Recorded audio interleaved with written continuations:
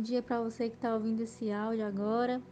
Que Deus abençoe seu dia, com alegria, com felicidade, com tranquilidade, com paz, com harmonia, com saúde, proteção, livramento. Que Deus venha prover, aquilo que for necessário no seu dia hoje. Confie nele, descanse nele, que vai dar certo.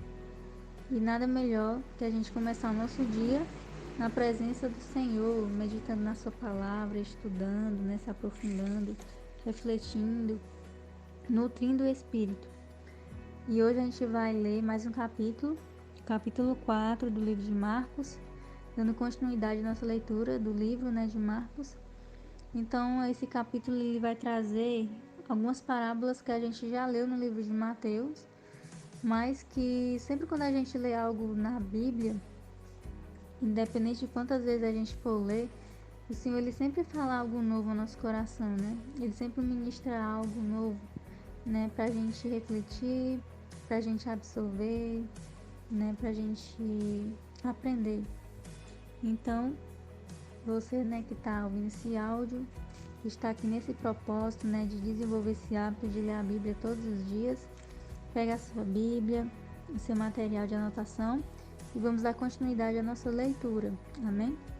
Então, livro de Marcos, capítulo 4, versículo 1 diz assim, que é a parábola do semeador. Outra vez começou a ensinar junto do mar e ajuntou-se a ele grande multidão, de sorte que ele entrou e assentou-se num barco sobre o mar, porém toda a multidão estava em terra junto do mar. E ensinava-lhes muitas coisas por parábolas, e lhes dizia na sua doutrina: Ouvi, eis que saiu o semeador a semear.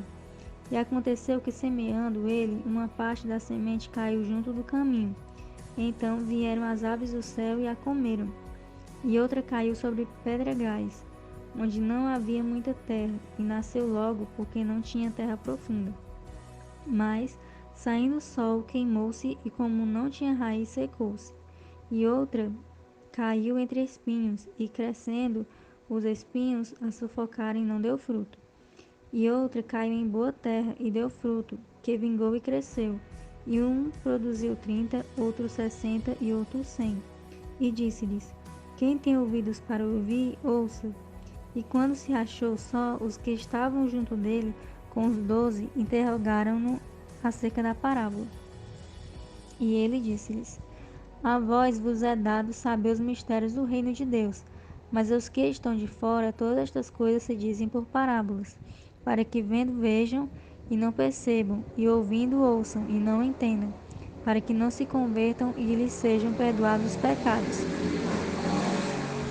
Então aqui Jesus, ele está falando que tem algumas pessoas que ele vai falar diretamente, o que ele quer dizer. Mas quando ele estava ali no meio da multidão, junto com os discípulos e em meio à multidão, ele meio que falava, entre aspas, por códigos, que são as parábolas.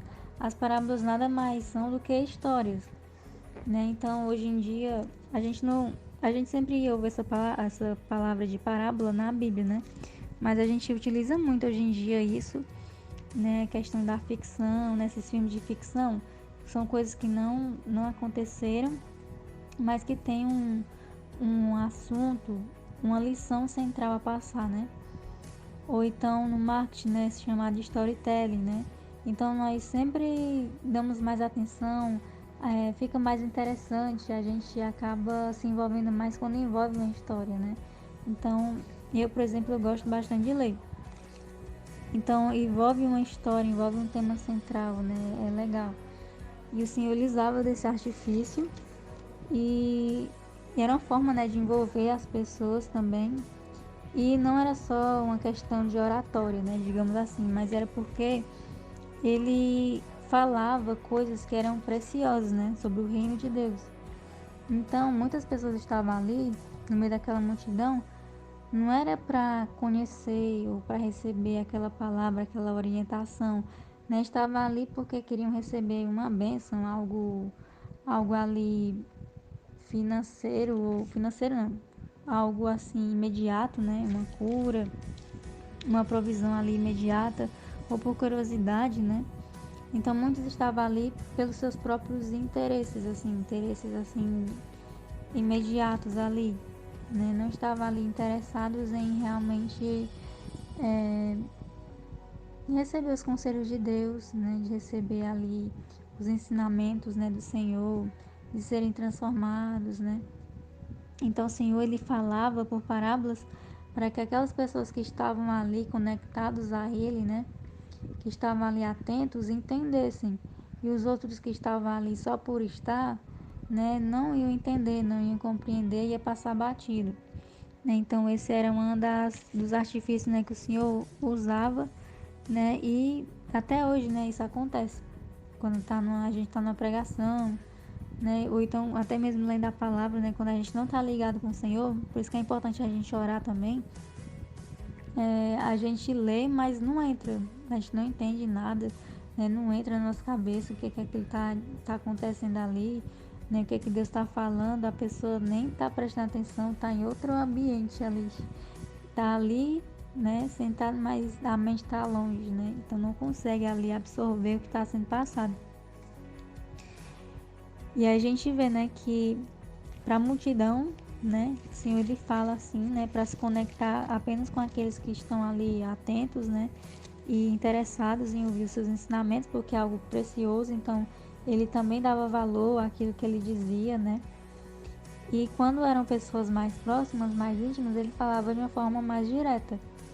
E a gente até pode ver aqui um exemplo em Jeremias capítulo 33, versículo 3, se você quiser dar uma pesquisadinha, dar uma olhada lá, é só dar um pause, né, no áudio, aí você vai lá e coloca em Jeremias capítulo 33, versículo 3, que diz assim, né, o Senhor falando com Jeremias, né, dizendo que se ele clamasse a ele, o Senhor ele ia responder, e não somente isso, mas ia revelar coisas que ele não sabe, né, revelar coisas que ele não revela para qualquer pessoa.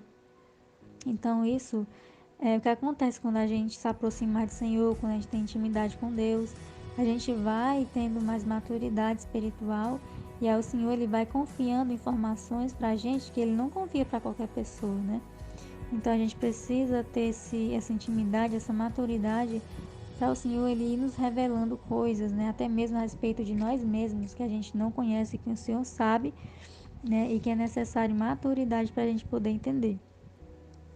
Então era isso que acontecia. E aí continuando aqui, versículo 13. E disse-lhes: Não percebeis esta parábola? Como, pois, entendereis todas as parábolas? O que semeia, semeia a palavra. E os que estão junto do caminho são aqueles em quem a palavra é semeada. Mas tendo eles ouvido, vem logo Satanás e tira a palavra que foi semeada nos seus corações. Então essa pessoa, são essas pessoas assim, do mundão, né, digamos assim, que ouve uma palavra, ouve um louvor, né, que é o mais comum hoje, né, o louvor aí nas rádios, na internet. Então, mas não mexe com aquela pessoa, não comove, né, a pessoa tá com o coração muito, muito endurecido mesmo. Então a semente, a palavra, ela bate no coração da pessoa e não entra, né. Então o inimigo ele arrebata aquela semente, aquela palavra do coração, não entra, né, na mente da pessoa, não entra no coração. É uma pessoa com a mente muito cauterizada, ou com a alma muito, muito ferida, né, e não consegue receber a palavra. Às vezes não se sente nem digno, né, de receber, de ouvir, né, se sente tão pecador que acha que não merece nem ouvir a palavra do Senhor. Tem pessoas assim. Então isso acontece. Então a gente vê que há um processo, né, aqui. O processo primeiro de lançar a semente. Aí a semente ela tem que entrar no coração, e depois que entra no coração não para por aí, né? A semente ela tem que germinar, ela tem que criar raízes, ela tem que crescer e depois frutificar, né? Então tem pessoas, né, que é no segundo caso, que o coração é como se fosse um solo cheio de pedras, né, de pedregais. Então a semente, né, a palavra é lançada e a pessoa até recebe, mas não, na hora de germinar, não cria raízes. Por quê? Porque a pessoa é aquela pessoa, esse tipo de pessoa, né, que tem um solo assim, o coração que tem um solo assim, são aquelas pessoas que elas são movidas, elas foram atraídas pelas bênçãos, né? Que o Senhor ele nos dá, realmente ele nos dá essas bênçãos, né? Mas não é só isso. né? O Senhor, Ele nos coloca muitas vezes em processos, em desertos, em tempestades, porque Ele tem um propósito maior, que não é só nos dar as coisas, né? Ele quer nos ensinar, dar valor às suas bênçãos. É a mesma coisa de um pai com um filho, né? O pai, ele tem o maior prazer de dar algo para o seu filho, mas ele tem que ensinar o valor daquilo, né? Porque quando o pai dá tudo que o filho quer sem ensinar o valor, né? A criança, ela, além de crescer uma pessoa, né? Se desenvolver uma pessoa mimada, né? Ela não consegue ter o senso de conquista. Então, tudo aquilo que aparecer como uma afronta, como uma dificuldade, como um desafio, ela não consegue, ela paralisa, né? E no caso, né, dessas pessoas, são pessoas que até conseguem congregar numa igreja por um período, mas aí quando começa a vir as tribulações, ou até mesmo uns abençoados, né, que congregam junto com a gente, né, começa a fazer as coisas com a gente, essa pessoa logo sai, né, da presença do Senhor, da igreja, né, e se decepciona, e aí entra em um ciclo de autossabotagem, que aí acredita que nem o pastor presta, nem a igreja presta, né, e aí se distancia. Então isso acontece muito, é muito comum, né, devido a esses pedregais, né, essas pedras, né, que existem no seu coração que não deixam a semente criar raízes, né, que é justamente essas dificuldades, né, que fazem com que a gente crie raízes. Cada dificuldade que a gente passa, mais profunda fica nossas raízes em Deus, né?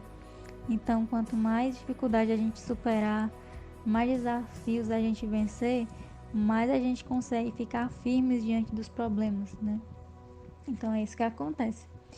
E aí tem outro tipo de pessoas, né, que recebe a palavra do Senhor, cria ali raiz, né, consegue germinar, e a plantinha vai crescendo, mas aí quando ela tá querendo ganhar forma, ela não consegue se desenvolver porque ao seu redor tem muitos espinhos, né? Então, eu sempre imaginei assim, espinhos ao redor da planta e a planta não conseguia ultrapassar a altura desses espinhos, né? Mas também pode ser aquelas plantas, nesses espinhos pode ser aquelas plantas que elas são chamadas de plantas que elas ficam ali em cima da outra planta. Que eu esqueci agora o nome, né? Que eu sempre tenho que esquecer, né? Nos áudios. Mas é um tipo de planta, é hospedeiro, eu acho. Que ela se enrola, né, na árvore e ela fica sugando a seiva, né, daquela árvore. E às vezes essas plantas até são plantas assim que matam a outra planta, né? Então isso acontece também com a pessoa que tem esses espinhos, né, no seu coração. O que são esses espinhos, né? São essas ambições, né, que a gente leu, né? São distrações também desse mundo, são qualquer coisa que ocupe a prioridade, né, que nós deveríamos dar para Deus, né? Então tudo aquilo que ocupa mais a nossa mente, né, tudo aquilo que ocupa mais os nossos pensamentos, o nosso coração, né? Então é aquilo que é mais importante para a gente. Então tem muitas pessoas que não dão tanta importância, embora conviva com outras pessoas da igreja, né? Embora congregue, mas está ali de uma forma automática, então não consegue se desenvolver. O Senhor, ele tem um chamado, tem um propósito na vida da pessoa, tem dons para entregar para a pessoa, mas a pessoa não consegue ir além, a pessoa não avança. Por quê? Porque a pessoa está perdendo muito tempo com essas distrações, com essas coisas, né? Que tem a sua importância, mas não deve ser mais importante do que o reino de Deus. Então a gente tem que avaliar isso, né? Às vezes a gente até se pergunta, nossa Senhor, por que eu não consegui ainda, né? Chegar lá, aquela promessa que o Senhor me prometeu, por que eu não consegui, né? Então a gente tem que ver, será que é porque tem espinhos no meu coração? Né? Então a gente tem que orar ao Senhor para o Senhor revelar, né? Se tem algum espinho, se tem algo, né, que está ali nos afetando, nos atrapalhando de forma inconsciente, muitas vezes, né, que a gente não sabe, mas que está atrapalhando a gente avançar. E a outro tipo de pessoa é o tipo de pessoa que a gente quer ser, né? Que é a pessoa que tem o coração como um solo fértil, que não tem pedregais, né? Não tem pedras, não tem espinhos, né? E aí a semente entra, se desenvolve, cria raízes, né? Consegue ganhar forma, crescer e frutificar, né? Esse é o nosso objetivo principal, frutificar na presença do Senhor. Então isso é o que o Senhor está mostrando, né, nessa parábola.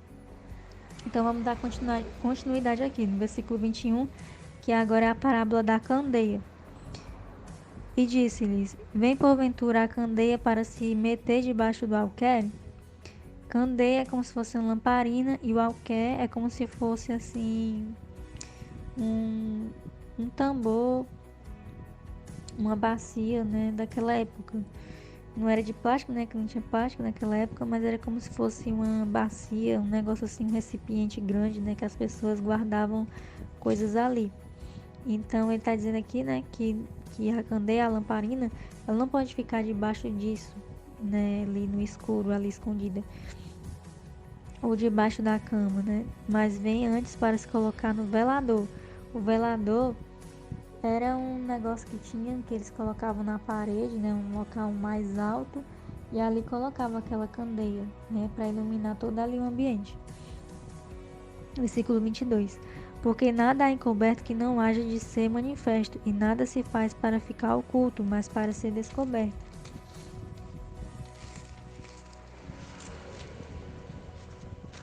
Continuando aqui. Se alguém tem ouvidos para ouvir, ouça, né? Ele fala muito isso, né? Porque tem gente que tem ouvidos, mas não escuta, né? Tá lá no mundo da lua, lá no sentido longe.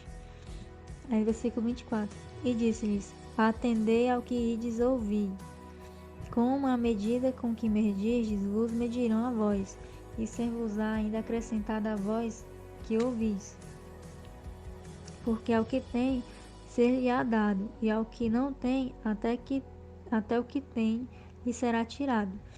Então aqui eu entendo, eu até expliquei um pouquinho no livro de Mateus também, que fala dessa parábola, que isso que a pessoa tem, ser-lhe-á dado, é a questão da pessoa ter assim um certo amadurecimento, né? Amadurecimento espiritual, né? Então a pessoa tem aquela humildade, né? De ouvir, né? De receber a palavra. Então aquilo que ela tem, né? Se ela tem isso, então seria dado, né? Mais bênçãos, né? Aquilo que a maioria das pessoas procuram, né? Aquelas coisas mais assim vistosas, né? Então, quando a pessoa tem maturidade, humildade, né, tem raiz, né, tá se desenvolvendo ali na presença do Senhor, o Senhor ele vai dando mais coisas, né? Porque a palavra do Senhor diz que quando a gente busca primeiro as coisas do reino de Deus, as outras coisas serão acrescentadas. Aí ele diz: e ao que não tem, que é essas coisas, né, maturidade, priorizar o reino de Deus, né, criar raízes, frutificar, né? Então, até o que tem lhe será tirado, né? Aí, às vezes, acontece muito por aí, tem pessoas que têm cargos na igreja, títulos, honras, né? E aí, quando a pessoa não... Tem muita gente que chega nesse nível sem ter a maturidade, a humildade, né? De receber a palavra de Deus, de ser transformado, né? Sempre acha que é o outro, nunca é ele, né? Então, quando ele não tem isso, até o que ele já ganhou vai ser retirado, né? Então, eu entendo mais ou menos assim. Se você entende de outra forma, né? Seria muito interessante se você compartilhasse, né? Iria também enriquecer mais aqui o estudo. Então, vamos dar aqui continuidade. Versículo 26. E dizia: O reino de Deus é assim como se um homem lançasse semente à terra. Então, dormisse e se levantasse de noite ou de dia, e a semente brotasse e crescesse, não sabendo ele como. Porque a terra por si mesma frutifica, primeiro a erva, depois a espiga, por último o grão cheio na espiga. E quando já o fruto se mostra, mete-lhe logo a foice, porque está chegada a ceifa. Então aqui está falando que para a gente ir para o reino de Deus, a gente tem que passar por um processo, né? Então, continuando aqui, versículo 30, a parábola do grão de mostarda.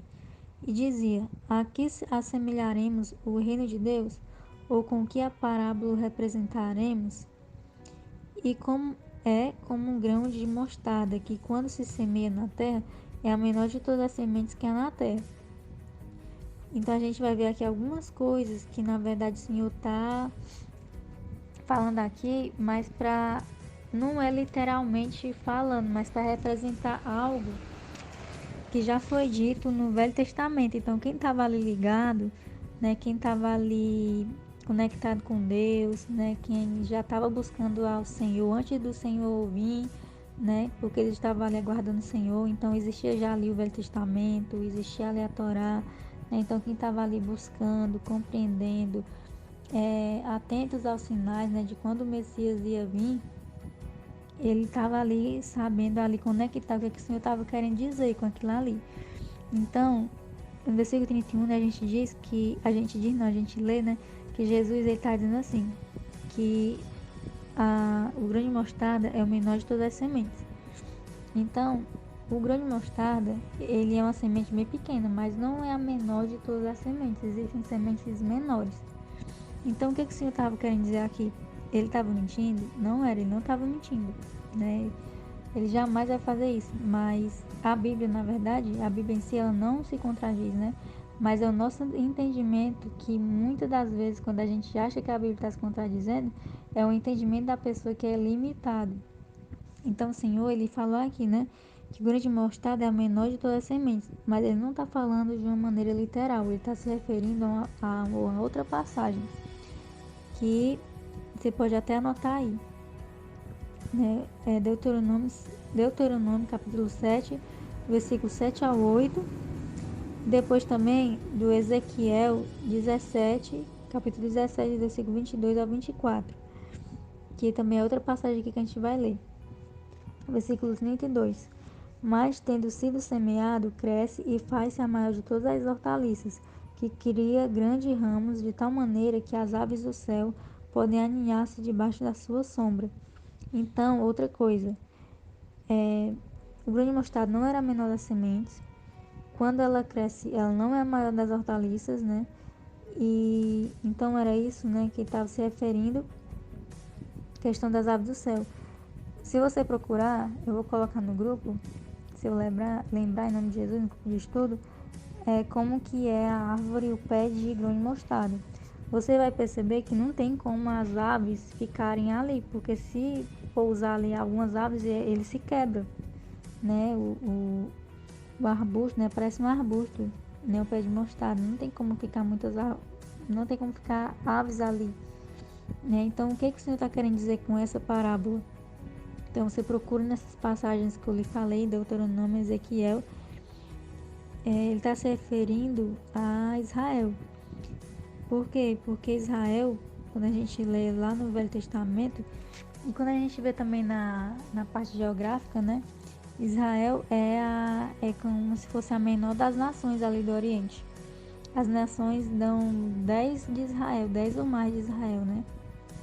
Então, desde o princípio, Israel era vista como a menor de todas, né? De todas as nações. E aí diz que quando crescesse, né? Quando recebesse o grão de mostarda, né? Quando crescesse, ele iria ser a maior de todas as nações. E esse grão de mostarda não está se referindo à fé, porque existe outra parábola que diz, né? Que é a fé, se a pessoa tiver uma fé do tamanho de um grão de mostarda, né? Então tem gente que confunde aqui nessa parábola. Então aqui nessa parábola, o grão de mostarda, ele está se referindo a Jesus. Então quando o grão de mostarda, né, fosse plantado ali em Israel, né, que era a nova aliança, né, que era essa nova aliança, né, a aliança da graça, né, Israel, por ser a menor de todas as nações ali, ela ia ser a maior, ter um valor muito grande, né? Então, a gente vê hoje que existe ali um interesse muito, muito grande ali naquele território de Israel. É como Israel é conhecida como o umbigo do mundo, né? Depois você procura essa expressão, o umbigo do mundo, porque envolve ali as três maiores religiões monoteístas, né? O cristianismo, o judaísmo e o islamismo. Então ali o mundo está acontecendo e as pessoas estão ali olhando o que é que acontece ali. O que acontece ali em Israel influencia em boa parte do mundo, né? Então existe ali, a gente vê que existe um conflito político, religioso ali naquela região, né? Existe um valor muito grande, né, ali naquela região. E aí diz, né, como a gente leu, que ia crescer e as aves do céu iam se aninhar debaixo de sua sombra, né? Então essas aves representam as nações. Então seria através desse grão de mostarda, né, que iria crescer e iria acolher outras nações, que é o que aconteceu com o Evangelho do Senhor, né? E quando ele voltar, que a gente leu em Mateus, não estou recordando agora, né? Eu não vou procurar para não perder muito tempo aqui, para não ficar muito longo, né? Que a gente leu que Jesus, quando voltasse, as nações iriam se reunir, né? Em reverência a ele, reconhecer o seu poder, reconhecer o seu reinado, né? Todas as nações. E aí eu falei a questão da festa de tabernáculos, né? Que na festa reúnem várias bandeiras representando todas as nações. Então tem muito a ver com isso também a parábola, né? Falando da vinda de Jesus, na primeira vinda e também da segunda vinda, né? Quando ele viesse e reunisse todas as nações. Então, continuando aqui. E, versículo 33. E com muitas parábolas como essas, lhes dirigia a palavra, segundo o que podiam compreender. E sem parábolas nunca lhes falava, porém tudo declarava em particular aos seus discípulos. Mais uma vez, né? Aqui está falando, né? Quando ele estava no meio da multidão, ele falava em parábolas. Mas para os seus discípulos ele falava de uma forma particular, né? Ele explicava o que era. Então, versículo 35. E naquele dia, sendo já tarde, disse-lhes: passemos para o outro lado. E eles, deixando a multidão, o levaram consigo, assim como estava, no barco. E havia também com ele outros barquinhos. Levantou-se grande temporal de vento e subiam as ondas por cima do barco, de maneira que já se enchia. E ele estava na polpa, dormindo sob uma almofada. Então despertaram, dizendo-lhe: Mestre, não se te dá que pereçamos? E ele, despertando, repreendeu o vento e disse ao mar: Cala-te, aquieta-te. E o vento se aquietou e houve grande bonança. E disse-lhes: Por que sois tão tímidos? Ainda não tendes fé? Então sentiram grande temor e diziam uns aos outros: Mas quem é este que até o vento e o mar lhe obedecem? Então o Senhor disse, né? Por que sois tão tímidos? Então a gente sabe que timidez é algo que não agrada ao Senhor. Essa timidez não tem nada a ver com a questão da pessoa ser meiga, quietinha, não. Porque eu mesma já vi esses dias mesmo, né? É uma irmã que ela é senhora, né? Da igreja, e aí ela é bem quietinha o jeito dela. Mas aí quando eu pedi para ela pregar, ela foi pregar, né? Eu tenho certeza que ela ficou nervosa, mas ela teve coragem, enfrentou, né, o desafio e cumpriu, né?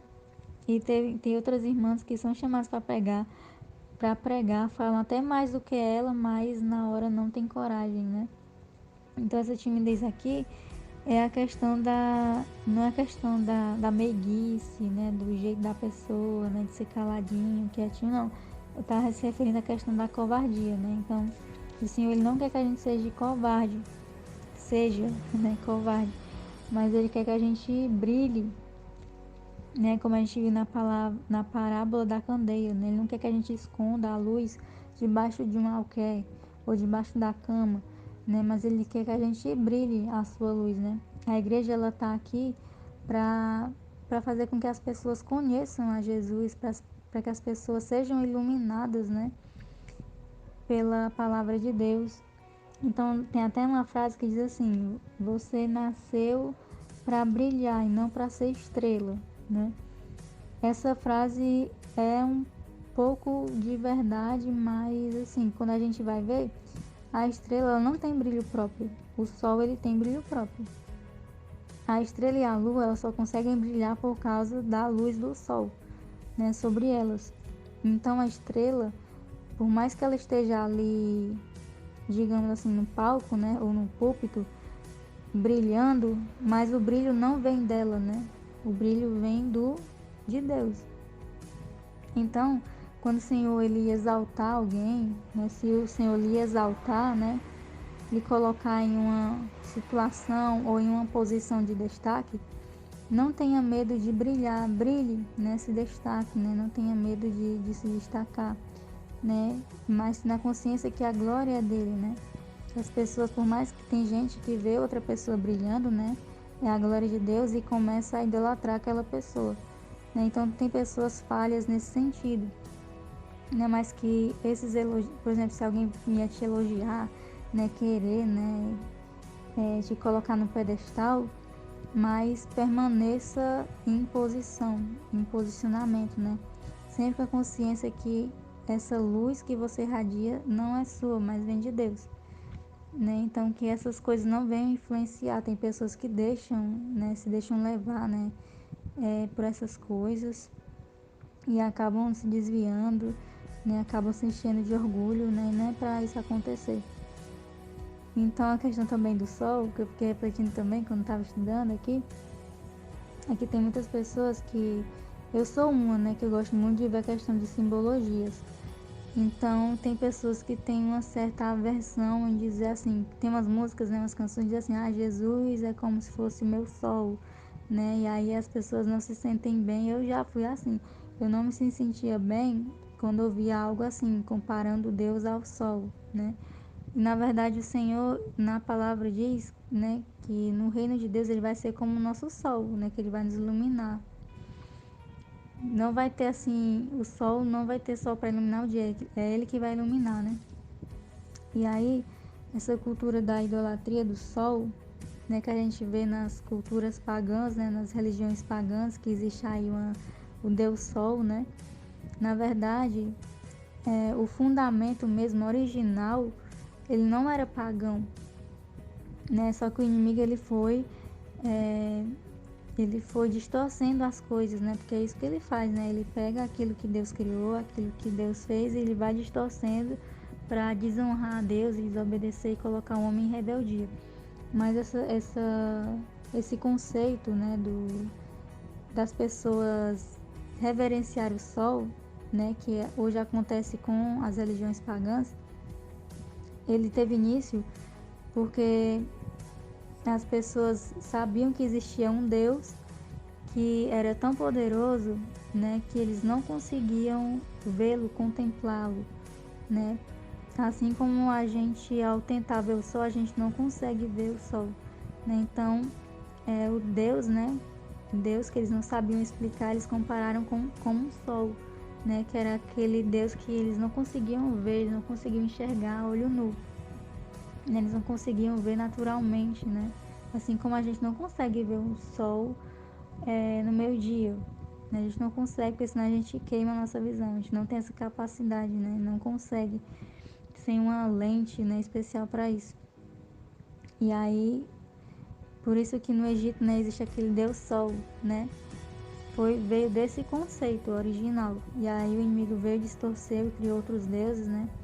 Então, quando você ouvir alguém falando, né, Deus, você é como o sol, né? Não vá para esse lado da religião pagã, não. É nesse sentido mesmo, né? De nos iluminar, né? Também até mesmo nesse sentido, né? Da gente não conseguir vê-lo, né? A gente só vai conseguir ver realmente o rosto de Jesus, né? Quando a gente estiver lá na glória com ele. Então, é uma curiosidade, né? Para você saber. E não é antibíblico, né? Você dizer isso, porque tem na palavra, né? Quando nós estivermos lá no céu com ele, na glória, né? Ele vai ser como um sol que vai nos iluminar. Então, que a gente não leve pro buraco da maldade, né? Digamos assim. Tem gente que tem essa facilidade, né? Escuta um louvor e já encontra uma heresia, né? Mas é porque isso aí a gente tem que estar muito atento, porque o inimigo ele quer que a igreja fique que as pessoas dentro da igreja fiquem umas contra as outras, né? Então a gente tem que ter muito cuidado, a gente tem que olhar muito o contexto. Eu vejo muitas músicas que tem pessoas dizendo aí que é heresia, mas quando eu vou ver o contexto não tem nada de heresia.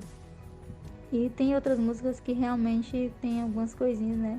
E tem outras músicas que as pessoas levam mais assim, naturalmente, mas que tem algumas heresias, né? Então, é uma coisa que a gente tem que estar atentos, né? Então, essa foi a leitura de hoje, algumas reflexões. Tentei aqui ser breve, mas às vezes acabo me empolgando, né? Então, gostaria muito assim que mais pessoas participassem, comentassem, né? É um trabalho assim bem, digamos assim, bem um trabalho assim solo, né?